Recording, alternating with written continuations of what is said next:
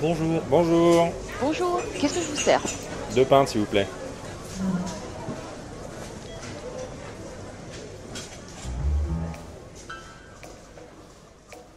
Tu sais, Ludo, je pense qu'on vit déjà dans la science-fiction. Je savais qu'il s'était passé quelque chose depuis avril.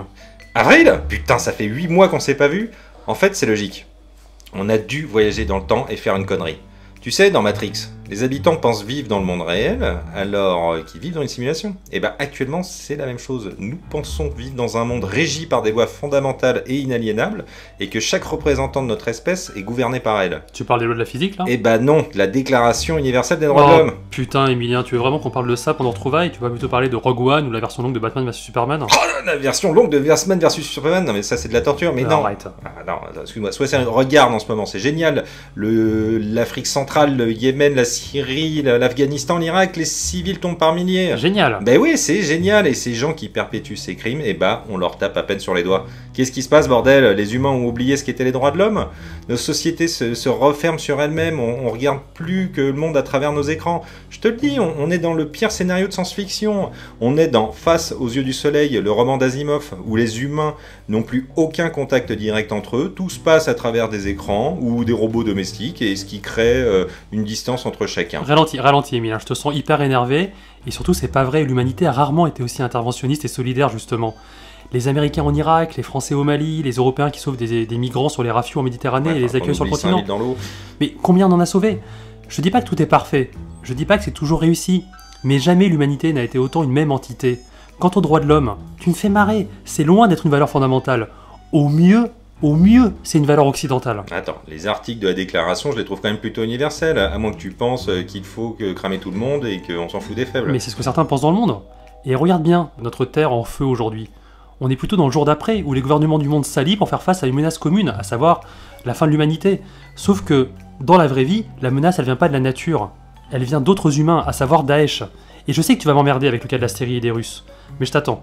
Mais je ne prends aucun plaisir à t'emmerder. Mais je te crois pas, tu adores ça. Mais si, mais ce qui me pose problème, c'est que ce sont encore des gouvernements qui décident du sort et de la vie surtout des autres, et d'autant plus quand c'est des méthodes violentes. Des États censément démocratiques comme la Russie appuient ouvertement des gouvernements aux solutions radicales. On est en plein conflit médiatique et idéologique, et d'un point de vue médiatique, c'est comme dans la série DMZ, où les sources d'informations sur un même conflit deviennent complètement contradictoires, et il devient impossible à un citoyen de connaître la vérité. Et d'un point de vue idéologique, on a l'impression d'être dans StarCraft, où Mensk, l'empereur du dominion humain, abandonne les civils face aux Zergs, pendant que les Protoss se regardent de loin et feront rien. Mais à quel moment on a parlé aux Russes? À quel moment? Jamais. Ils y sont allés seuls, pendant que nous, on les pointait du doigt en faisant nos princesses trop dégoûtées pour parler avec Moscou et Damas. Bon, je te rappellerai pas que les Russes étaient présents aux accords de Genève en 2012, puis en 2014, mais bon, pour être de bonne foi, hein, c'est vrai que... Oui, excuse-moi, merde. C'est vrai que l'Europe et les US ont un peu boudé Poutine dans son accession au pouvoir. Il ne faut jamais oublier que le manichéisme, c'est l'ennemi de l'intelligence. Pense à Star Wars, l'héritier de l'Empire. Tu sais, c'est le livre des années 80 qui a longtemps fait office d'épisode 7. Ben oui, et que J.J. Abrams a préféré oublier pour son film, parce qu'il s'est dit, tiens, c'est vrai, pourquoi avoir un scénario original? Il est bien, le film. Non, il est pas bien. Mais bon, en gros, dans le bouquin, l'Empire a été repoussé, ça se passe 7-8 ans après l'épisode 6, l'Empire a été repoussé et la rébellion est devenue la République. L'amiral Throne, un haut dirigeant de l'Empire, revient avec pour ambition de sauver ce qui peut sauver de l'Empire. L'amiral Throne, c'est pas un Sith, c'est pas un Jedi noir, c'est pas un fou, c'est juste un gars normal, un militaire qui pense sincèrement que l'Empire est ce dont la galaxie a besoin. Mais qui a les yeux rouges quand même, il est un peu flippant. Et ça, c'est hyper classe. La rébellion essaie de l'arrêter, mais a du mal à se regrouper et à agir de manière commune.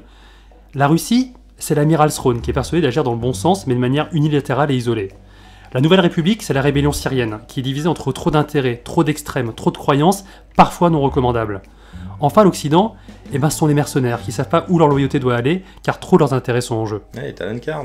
Ton analogie au cycle de trône est juste, mais bon, vraiment, là, je pense qu'on commence à faire de la géopolitique de comptoir. Et je suis d'accord qu'aucun acteur ne doit être traité de façon manichéenne.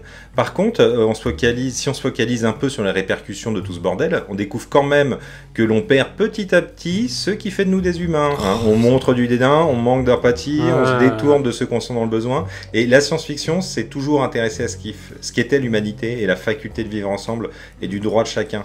Elle utilise pour cela souvent des analogies sous la forme d'aliens ou de robots, et par exemple Blade Runner de Ridley Scott, où les robots essayent d'affirmer leur droit à être, nous interroge sur ce qui fait de nous des humains, notre capacité à se souvenir d'avoir des émotions et suivre sa conscience au détriment de ces codes de la société. Alors comparer le cas des victimes des zones de guerre actuelles à celui d'extraterrestres ou de robots dans la science-fiction, ça me semble d'une part un petit peu audacieux, d'autre part complètement faux. Alors je te coupe tout de suite, je ne compare en aucun cas des réfugiés et des victimes d'exactions au cas d'aliens ou de robots dans la SF, et j'utilise juste le propos de ces films pour expliquer ce qui fait de nous des humains, tu sais, humains. Quand même, se méfier des robots de Blade Runner, c'est tout à fait naturel. Des créations qui se mettent à déconner, à penser par elles-mêmes et à se croire supérieures aux hommes, c'est super flippant. Blade Runner, c'est pas tant une question de droits de l'homme qu'une question de technologie.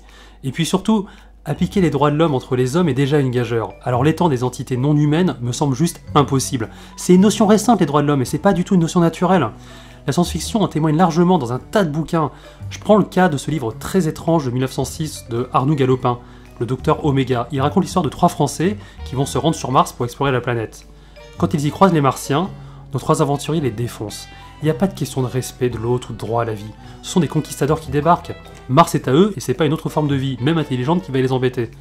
Je pense que ta comparaison est complètement fausse. Oui, bah sympa, enfin on est en 1906, là, il était bien en mode colonialiste. Enfin, encore un auteur qui a pas bien compris un des rôles de la SF qui était en fait de dénoncer les contemporains. Mais c'était un pionnier de la science-fiction, c'est comme Jules Verne, on peut pas tout leur demander non plus.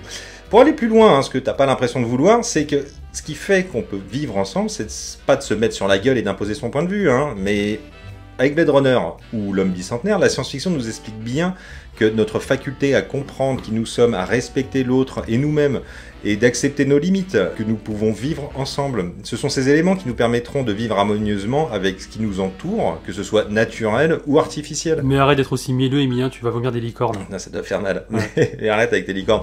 Mais non, regarde, à la fin de Blade Runner, le répliquant ne tue pas Descartes, joué par Harrison Ford.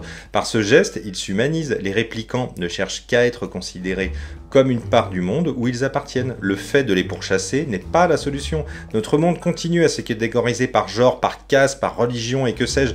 On a chacun nos réplicants que l'on cherche à éradiquer ou contrôler, alors qu'il faut juste les accepter. Mais oui, mais pardon, mais que je suis con, j'avais rien compris. Ouais, donc il faut pas exterminer Daesh sous prétexte qu'il s'agit d'une autre forme d'humanité, c'est cela. Comment Mais oui, Emilien, excuse-moi, merci de m'avoir apporté de la lumière. Mauvais esprit. Non mais tu me désespères, les droits de l'homme, ce n'est pas une loi naturelle qui dit que chacun a le droit de faire ce qu'il veut. C'est une construction mentale, artificielle, qui dit que certaines valeurs de liberté et d'égalité doivent être appliquées à ceux qui respectent la loi et la morale. Quand dans Iron Man 1, Tony Stark est dans un pays du Proche-Orient, je crois que le pays n'est pas cité dans le film, pour défoncer un groupe de djihadistes qui a pris un village en otage et s'en sert comme bouclier humain, notre super-héros y va et les explose tous. Pour ma part, j'applaudis des 2 mains. Sous prétexte des droits de l'homme et de la bien-pensance et de l'égalité, on donne des droits à des gens qui n'en méritent pas. J'adore, franchement, ta façon de voir tout ce que je dis d'une façon vicière. Non, franchement, il faudrait te filer un diplôme, un Oscar, quelque chose comme ça, mais on se connaîtrait pas, j'aurais juste l'impression que tu cherches juste à me rendre dingue ou me faire chier. Je prends beaucoup de plaisir à faire ça. Ouais, déformer tout ce que je dis. Bon. Bien sûr que je ne donne pas de droit à ces fanatiques, quelle que soit leur cause, et que je n'excuse en rien.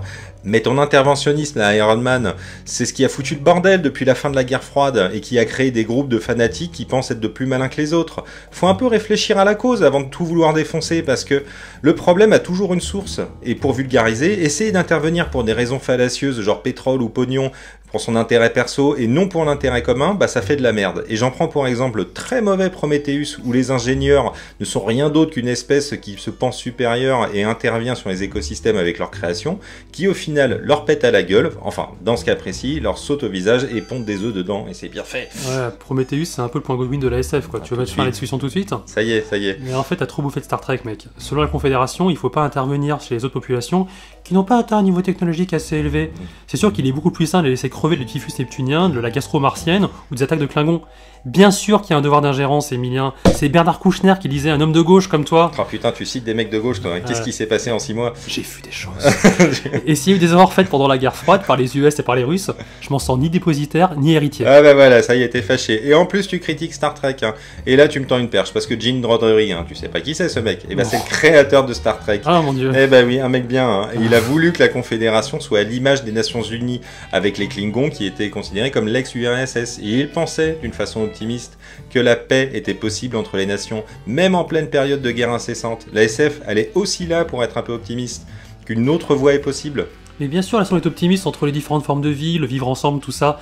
Alors, je vais tirer complètement au hasard, sous contrôle d'huissier, 3 titres au hasard dans mon chapeau de la SF. Je ne te vois pas Je vois ton chapeau, mais je ne vois pas ton huissier. Le premier, Starship Troopers, d'accord. Le deuxième, Independence Day, ok. Ouais. Le troisième, V. Attends, mais en fait ça fonctionne pas du tout, les Je gens veux- s'aiment pas du tout. Tu veux que je tire 3 autres noms au hasard ou t'as compris où je veux en venir? Mais non, je ne céderai pas à ton côté obscur, c'est trop facile. D'ailleurs, il serait temps que tu changes de chapeau parce que vu ce qu'il y a dedans, on va finir dans un abri à la Fallout plutôt que sur le pont de l'Enterprise classe 1. Mais ton vaisseau tout pourri rempli de hippies gauchistes en pyjama rouge, il va pas tenir 2 secondes. Mais c'est pas dit, et ben je t'inviterai quand même boire des pintes sur l'holodeck parce qu'il faut bien accepter ceux qui pensent pas comme soi. Ah, tant que tu payes ta tournée, ça me va, parce que niveau règlement des tournées, c'est comme les droits de l'homme, hein. C'est pas encore au point. Excusez-moi, on va fermer, je vais devoir vous encaisser. C'est pour moi.